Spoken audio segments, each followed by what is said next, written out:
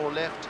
He's got a little flap at the back of the boat that he can drop down to get even more lift, and he's just floating this boat across the top of the water. The last 2 feet of the boat, which is the drives, is all that's coming into the water. Third place boat, number 4, Victory 4. All Arab pairing, good results between them over their years. Very, very balanced. The far turn with Spirit of Norway.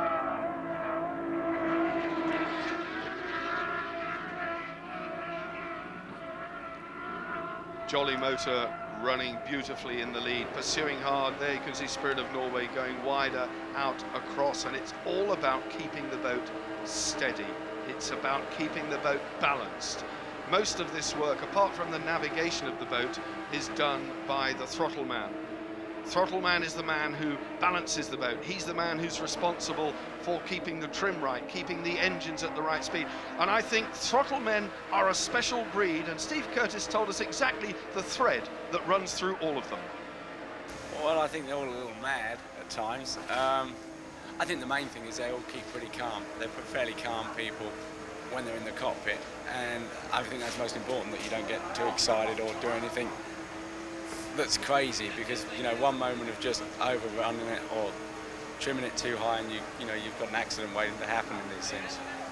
Well, we hope there's not an accident waiting to happen there for Steve Curtis and Bjorn Yelston. They're running in second place very strongly. The important thing is they've kept Jolly Motor in sight. This Bilboa, nearly a lap adrift now, about to be passed and overtaken, something of a humiliation, I think, for Eduardo Polli and Leith Farron. Leith Farron carries the number 1 on the boat because he was the champion last year, and he'll be, whilst he has the utmost respect for his throttle man, he will be a little bit disgruntled, Richard, that they're not bringing the boat home to the finish. The Lamborghini, V12 Lamborghini, unbelievable. 1,000 horsepower an engine, almost 2,000. Look at the smoke. Oh, that's the black smoke which is coming out from Bilboa. The others now coming round behind it to lap. So Bilboa, the red boat, number 1. Right behind will be Jolly Motor, the race leader, and then Spirit of Norway. Still looking back at that black smoke coming out of the port engine, as Spirit of Norway coming up behind number 8, Immersion, the boat with these single tandem cockpits. One sits behind the other in that boat, and it's one of the aluminium boats. This is the Mike Peters design boat, which the Victory team have accepted as the way they can keep up with technology. Things have become extremely difficult in recent seasons, whereas boats could have a huge advantage in terms of speed. The technology has advanced to such a stage that the boats are extremely equally matched. We spoke to Mike Peters, who designed this boat. The basic laws that govern how fast a boat are horsepower to weight. And now the course that the sport has taken, there's a mandatory minimum weight. And so we can't play the weight game anymore. It used to be that if you had better facilities or better technology, you could build a lighter boat than anyone else. That's been taken out of the equation. So now there's a lot more parity between the boats, because they're, by and large, the power is the same, and now the weight of the boats is substantially the same. So it's very hard to go faster. And more than any other time in the sport, the top boats are all very, very close to each other. What that gives us, of course, is extremely close racing, but unfortunately not for the red boat number 1, Bilboa, who is struggling on. It looks as though they're going to finish. We have a retirement as well with Brazil. Number 13, Brazil, out of the running. That reduces even further the number of boats running in this race, but of course the important boats are the ones at the front, and they are going strongly. No less so than this boat in third place, number 4, the Victory 4. Meanwhile, out in front, at the turn now, far turn for Jolly Motor number 9, head and shoulders above the rest here, going really well. He's got to bring it home though, Richard. We're not yet at half distance. Is he doing the right thing, getting out there fast and going hard from the start? I guess what he's doing is he's got to the front, and I suspect he's actually throttled off. Most of these boys will try and win at the slowest possible speed. Steve Curtis doesn't want to be out at the front. He only wants to be 300-400 meters behind in clean water. You'll see a lot more action coming in the last lap when these two will want to go for it, and they won't take any prisoners. But right at this moment, my guess is that he really isn't pushing it to the limit. Having said that, you've just seen him fly totally out of the water. The races go on from here to Italy. There is a round in Italy. There is another round planned to bring the season up to 8 later in the year in the United Arab Emirates. And of course, the final 2 rounds are scheduled to take place in the homeland of this team in Dubai. And we can all expect that to be very close and a very professional occasion indeed. Second place, Spirit of Norway. Well, I did say earlier on that I didn't think he was going to be making a go for the front, but I have to tell you, I've now had a look at him and he's really flying. So my guess is that he wants to keep in contention with Jolly Motors. Jolly Motor number 9 running beautifully down the Bosphorus here, and either side, say there are some narrow stretches here. They have to go around the turn, boys, skirt almost into the path of the boats coming down the other way. I think, like all motorsports, there is a fair amount of hazard in this, and when you think these boats run at speeds of 150 miles an hour, with boats coming down the other side of the Bosphorus as well, with a closing speed of something approaching 300 miles an hour, it just makes us wonder how dangerous this sport is. Well, Eduardo Poli has his own view. Well, I think if you take all the precautions and everything, you have today cockpits which are very strong. If they are built well into the boat, even if you flip a boat, you should get out of it, you know, theoretically. I mean, then of course accidents can happen all the time, but I think today we are reasonably protected in Class 1, closed cockpits. Just to reinforce how dangerous it is, the Dubai team have a safety helicopter above every race, and it is Dr. Matt Houghton, who is a medic, a doctor, and he's got 2 paramedics, Steve Dillon and Gary McGee. They're both trained divers, and their job is, if a boat turns over, to go in and get the drivers out of the cockpit. The safety team are actually based in the States, and they've flown over for every race. They charter a chopper locally, and they are standing above, waiting just in case. The leader, Jolly Motor, something in the region of 6 miles lead over the number 4 Victory boat in 3rd place, so fairly rocketing away, and that astonishes me a bit when I think that they have exactly the same engine power, virtually the same technology in the boat. It might come down to other little tweaks, propeller choice possibly. The fuel regulations on these Lamborghinis is governed. They have to use standard pump fuel, so they can't put any funny mixtures in the fuel tank, and yet Jolly Motor, the race leader, has pulled out the length of the Bosphorus, to put it in geographic terms, from the 3rd boat, number 4. Not quite so far ahead, though, of the runner-up boat at the moment, number 10, Spirit of Norway, which is forcing hard in 2nd place. We will, of course, see, oh, there's Ken Thorne, the Welshman, black smoke still coming up, Matteo Nicolini in there, running with him on the throttles. They're going very, very well, but there's Spirit Norway, runner-up place at the moment. 2nd place boat on their way to 15 points. This is a shot of Steve Curtis throttling in Spirit of Norway. The camera's mounted on his helmet. You can see the 2 rev counters in front of you. His hand is working up and down on the throttles. You've got the 2 electronic compasses, one saying 75, one saying 105. They're plotted onto his GPS, which is the navigation system they use. But on this particular race, they're using visual sight. They're actually working their way around by the sight of the boys. This is Riviera in our picture. They've had awful luck. This morning they didn't think they were going to get out onto the water, but I'm glad to see they have, but they're down 30–40% on power. The Australians, Bill Barry Cotter, Keith Hansen on the throttles there. A really, really likeable pair of men. They've been passed thoroughly, but they have had this fuel problem. They've had this mystery problem, which isn't quite such a mystery, actually. Bill Barry Cotter has his own suspicions, but nevertheless, they're running. If they can bring this boat home to the finish, then that is a fantastic achievement. It will be, because they cannibalized all the injectors off, and also they took all of the turbochargers off their spare engine last night, believing it was a turbocharger problem, and it wasn't until this morning when they tested their fuel that they found that they had corruption in their fuel, and that was causing them a problem with their fuel injectors.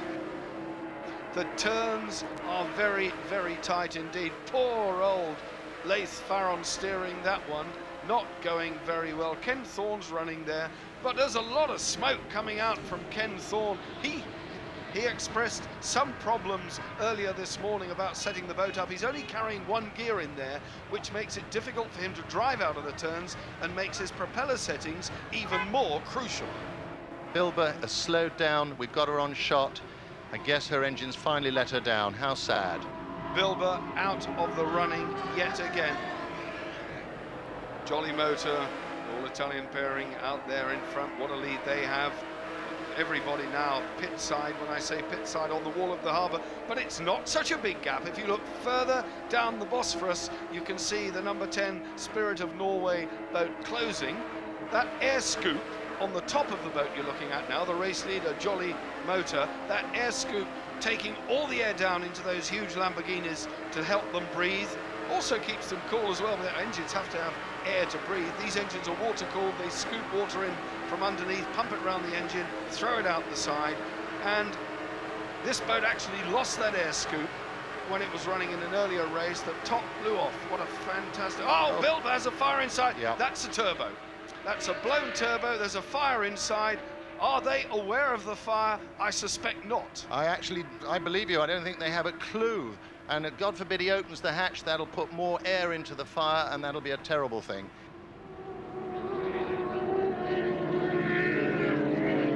Oh, victory 5 out of the running. So that is really bad news for Henry Simon. That was his debut. That was his big chance, replacing Saeed Al-Tayr. He is alongside Felix Sorales.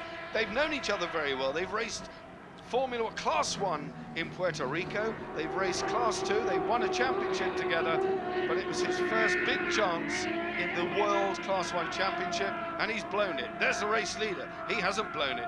He's absolutely rocketing. They've twigged the fire, and inside the engine cover goes the fire extinguisher. Sad. They've got a manual extinguisher out, but they've also got automatic extinguishers in the engine bay, and I suspect they went off as well. In the meantime, Spirit of Norway going extremely well. Pairing of Curtis and Yelston. They've really worked hard on this boat over the winter, and they've got it set up beautifully. Well, I'm going to be provocative here, Richard, and I just wonder if this asks the question, is the diesel option the right choice? Because certainly all the successful boats this year have continued to run the tried and tested formula of Lamborghini, and those that have run diesels, sure, they've been fast, but they have definitely not been reliable. I was a diesel man. I ran diesels. They're allegedly more reliable. In previous seasons, Lamborghinis have had tremendous reliability problems. This is the first season that we've seen the problem on these C-Tech diesels. They were designed and built in Italy. They're absolutely wonderful engines, putting out 1,000 horsepower each, which is another 300 or 400 horsepower more than the Lamborghini engines, and I'm very surprised at the problems they're having. This is the current race leader here in the Istanbul Grand Prix down the Bosphorus. You'll see round the turn buoy, Jolly Motor in the lead, Spirit of Norway, victory 4, victory 7 in 4th place, victory 5 we now know out of the running. So 2 victory boats left. It really has become a 4-boat race at the moment. Ken Thorne, of course, will pick up an extra place and more points almost by default. And are we looking at... No, that's Riviera. That's Riviera. She's low down in the water, twin cockpits. And she said earlier on this morning, we're just going to go round because we'll give the boat an airing and see what happens. Very sad. It's got great potential.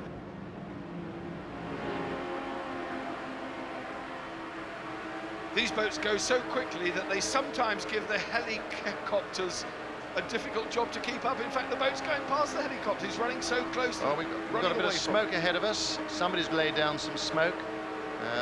Can't see who it was. No, that's smoke laid down there. It may well be Riviera or Ken Thorne, both of whom put out a lot of smoke through their exhausts. Jolly Motor running well. Oh, the victory 4 boat, 3rd place. A lot of atmosphere now coming into the closing stages of this race. Oh, and the other victory boat getting close. So number 7, Ali Nasser, Randy Sissom, they are closing. Oh, Ken Thorne's blowing it here, I'm afraid. He's slowed right down. White smoke. Now that really is, that's engine problem. White smoke says that it's overheated. It's not diesel fuel. That's probably a turbocharger. Victory 4 running well in 3rd, but is victory 7 closing? We're looking at 3rd place. Looking at 3rd place now, victory 4 in 3rd, and where is victory 7, are they in sight? They're closing, swinging wide around the ball. Oh yeah, they're closing. Victory 7, Victory 5 is out of the running. Victory 7 is going well, and this is a team battle here. There'll be no team orders. Can they get it all the way? Race leader, Jolly Motor, number 9. They will know now that the checkered flag is not quite in sight, literally, but they can have a smell of it. They know that all they've got to do now is ease off with a significant advantage they've got, bring the boat home to the win. And it will be joyous indeed for all concerned when they mount the top of the rostrum. Wonderful shot there of Yelston and Curtis as they slide round the turn buoy. About a half a lap to go. So that's the 3rd place boat, Victory 4, with that giveaway white surround on the cockpit, making it very easy to pick up, and it does look good. Oh, what a fantastic sound, it really is lovely. Jolly Motor on the run down now towards the checkered flag. There is very little, dare I say, can go wrong now for number 9, Jolly Motor. The checkered flag being waved, heading down towards the line. The start boat is on the inside of the circuit. You'll see it there. Over the line goes Jolly Motor. First win, they will be ecstatic, overjoyed. Runner-up spot for Spirit of Norway, number 10. Victory 4 in 3rd place. Coming round the turn, the camera angle foreshortening the proximity of the 4th place boat. Victory 7 with Ali Nasser and Randy Sissom, but it's Kalfan Harib and Mohammed Al Gaith over the line in Victory 4 for 3rd place and 12 points. However, after a long time in the wilderness, it's an all-Italian celebration and a terrific result for Lippi and Leone. Oh, and the life jacket seemingly self-erupted there, sharing the enthusiasm with the Italian pairing. That won't detract from their joy. A terrific result. Spirit of Norway 2nd and Victory 4 3rd. But it's Lippi and Leone who get the applause of the crowd here in Istanbul.